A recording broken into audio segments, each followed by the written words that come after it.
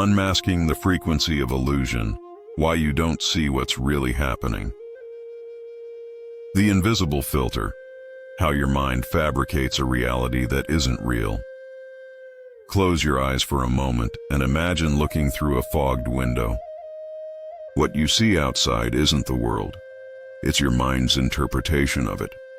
Many people live their entire lives reacting not to what is, but to what their past experiences trained them to perceive.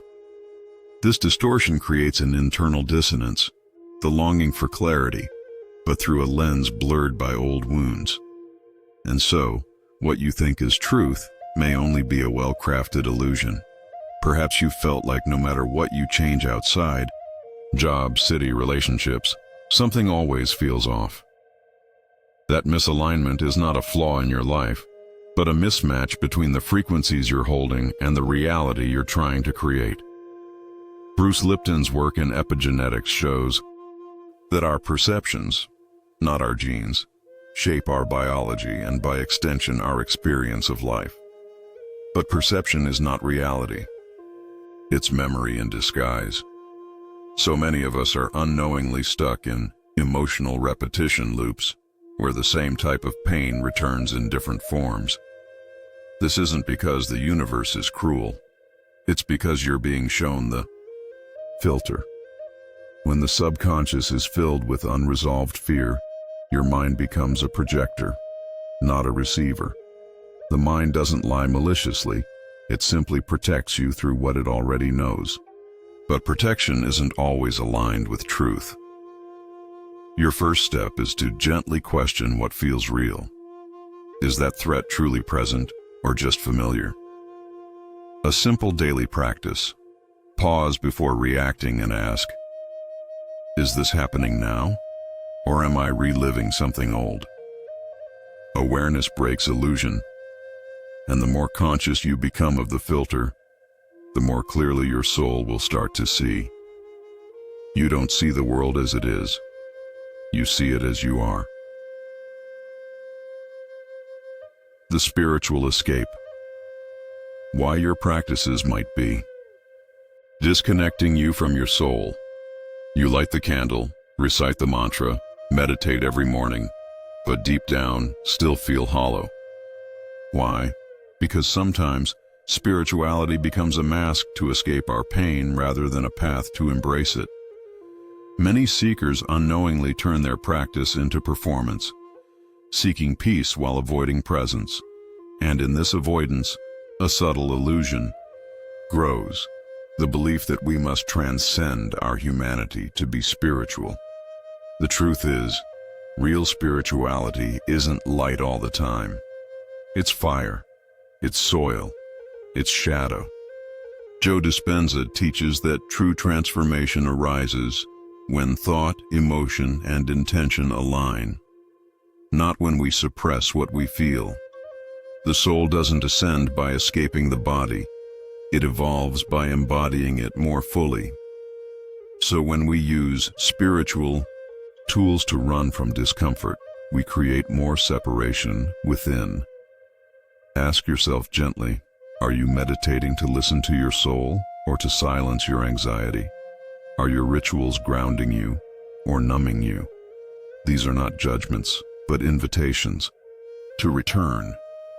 The illusion of being high vibration all the time keeps many people in subtle emotional denial. But vibrational integrity doesn't mean avoiding pain. It means welcoming it consciously and transmuting it through love. Try this. Instead of pushing emotions away, sit with them in silence. Visualize each feeling as a visitor bringing a message from your deeper self. Let your breath meet that visitor. This is not weakness. This is integration. True elevation isn't about escaping the storm. It's learning to hear what the rain is trying to teach you.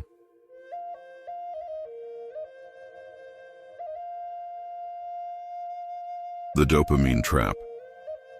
How spiritual highs block your deeper manifestation. That burst of joy after a vision board session. The emotional high after a heart-centered meditation. It feels powerful, and it is. But what happens when you crash right after?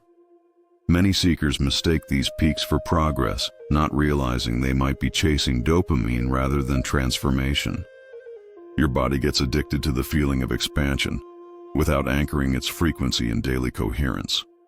Bruce Lipton reminds us, your biology adapts to the environment you consistently generate inside, not occasional emotional highs. When you rely on spiritual excitement without sustained emotional alignment, you build a fantasy, not a future. It's like planting seeds during a thunderstorm, intense, beautiful, but not sustainable for growth. Real manifestation doesn't arise from emotional spikes. It unfolds from emotional stability.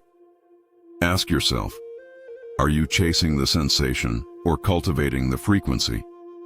Neville Goddard emphasized living in the feeling of the wish fulfilled, not briefly visiting it. That requires more than visualization. It calls for nervous system alignment, emotional repetition, and inner coherence. The universe doesn't respond to your wishes, it mirrors your internal environment. A practice. Anchor your highest state into one daily ritual.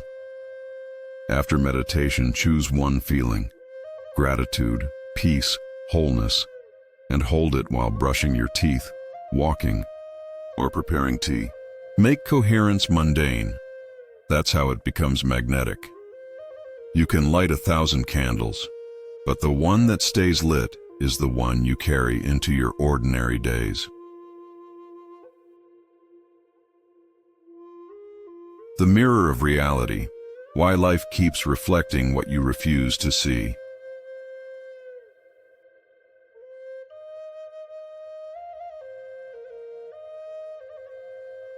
Imagine walking through a hall of mirrors, each reflection showing not just your face, but your fears. Life operates in this way, not to punish, but to awaken. If certain patterns keep repeating, it's not because you're broken. It's because the frequency you're emitting is attracting what still needs to be met, felt, and transmuted.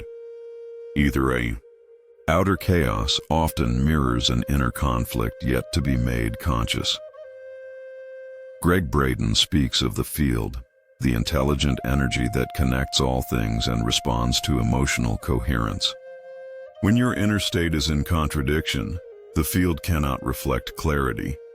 That's why trying to be positive while harboring grief only creates more resistance. Reality, like a mirror, doesn't lie. It simply echoes your vibration. What are you really asking the universe to reflect? The hard truth is, many of us manifest from wounded longing rather than embodied wholeness. We say we want peace, but vibrate anxiety. We visualize love, but carry abandonment. The mirror reflects not your words, but your frequency. And frequency is shaped by emotion, not intellect. To change what you see, you must first change how you feel when you're not trying to control anything. Try this. When something painful happens, instead of asking, "Why me?" ask, "What is this showing me about my vibration?" Then listen, not for blame, but for wisdom. Journaling right after an emotional trigger can reveal the exact frequency behind it. Reality is not punishing you. It's teaching you the language of your own energy. The silent saboteur. How emotional incoherence blocks your spiritual progress. Sometimes you do everything right. Meditate, journal, practice gratitude, and yet life doesn't shift. Beneath the surface, there's often a hidden, emotional incoherence sabotaging your progress. You want abundance, but deep down feel undeserving. You ask for healing, but secretly expect more pain. This internal split is the silent saboteur that Bruce Lipton refers to when he speaks of subconscious programming. Your subconscious mind doesn't follow your intentions. It follows your deepest beliefs. And most of these beliefs were installed before you were even 7 years old. So, while your conscious mind says, "I am worthy," your nervous system may still be running the opposite script. This disconnect creates static in your vibrational field. The universe hears both signals and answers with silence or chaos. Joe Dispenza teaches that coherence between the brain and the heart is essential for manifestation. Without emotional alignment, your energy becomes fragmented, like trying to broadcast two radio stations at once. That's why nothing seems to land. Your inner world must first become congruent before the outer world can reflect it. What you truly feel is always louder than what you think. Practice. Place your hand over your heart and say aloud the reality you want. Then pause and feel. Does it feel true, or does your body resist it? If resistance arises, don't judge. Get curious. That's where your healing begins. The voice that sabotages you isn't your enemy. It's the echo of a version of you still waiting to be held.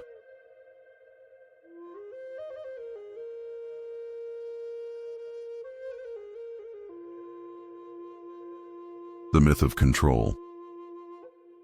Why forcing the future blocks the flow? You've visualized the outcome. You've written the affirmations, and still, it's not happening. The frustration rises. What else do I need to do? But perhaps the question isn't what you need to do, but what you need to release. Control is the illusion that if you manage enough variables, you can guarantee an outcome. But the soul doesn't speak the language of force. It speaks the frequency of surrender. Tom Campbell reminds us that reality is not fixed. It's probability shaped by intention and clarity of consciousness. But when intention becomes obsession, the field closes instead of opening. Trying to control how or when something manifests disconnects you from the now, where creation actually happens. In attempting to force divine timing, you create tension in the energy. The paradox is, the more you push, the further it drifts. You must align, not insist. You must become the space where the desired reality feels welcome, not chased. Neville Goddard said, "Assume the feeling of the wish fulfilled." That means feeling it now, not after it arrives.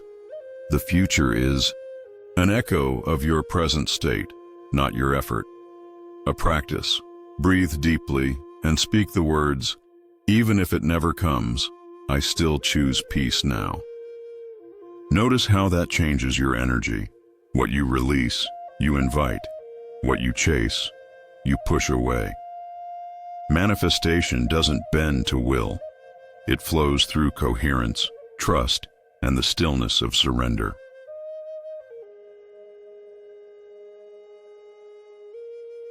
The vibrational drift. How? Subtle emotional shifts create major spiritual misalignment. You wake up inspired. By midday, you're anxious. By evening, you're numb. This emotional drifting, often unnoticed, is one of the biggest reasons manifestations stall. Your frequency is like a compass. Even a small, consistent deviation can lead you far from your intended reality. Most people don't fail because of what they do, but because they lose vibrational direction without realizing it. Greg Braden speaks of emotional consistency as the true anchor for spiritual alignment. It's not about being happy all the time. It's about returning to your center when you drift. That center is found not in excitement, but in coherence. When you forget to recalibrate your energy throughout the day, your signal becomes inconsistent, and so does your reality. Emotional drift happens silently. One triggered thought, one painful memory, one conversation that reopened an old wound. Without awareness, your vibration adapts to the disturbance and begins to project from it. And soon the things you were attracting feel far away. Not because they left, but because you did. A ritual. Every 3 hours, pause for 1 minute. Ask, where is my vibration right now? If it feels off, breathe deeply, place a hand on your heart, and return to one elevated emotion. This simple reset, done consistently, realigns your energetic field. Your reality responds to your dominant signal, not your occasional intention. The sacred weight. Why patience is a portal, not a punishment. There's a kind of ache in waiting, a tension between what you desire and what hasn't arrived. It can feel like silence from the universe. But what if this silence isn't absence, but alignment in progress? The wait is not a void, it's a womb. In the unseen, energies are calibrating to match your next becoming. But most give up just before the shift, mistaking the stillness for stagnation. Bruce Lipton teaches that cells respond to safety. If your nervous system perceives lack during the wait, it sends signals of fear, and your biology contracts. This is why frustration during the waiting period sabotages the process. The field receives confusion instead of conviction. To wait with trust is not passive. It's a vibrational choice to remain available to the miracle. The soul's clock does not tick by human time. The things meant for you are not late. They're arriving at the frequency you're becoming. Rushing. The process breaks the coherence that draws them in. Manifestation is not about speed. It's about alignment. The more you trust, the more magnetic you become.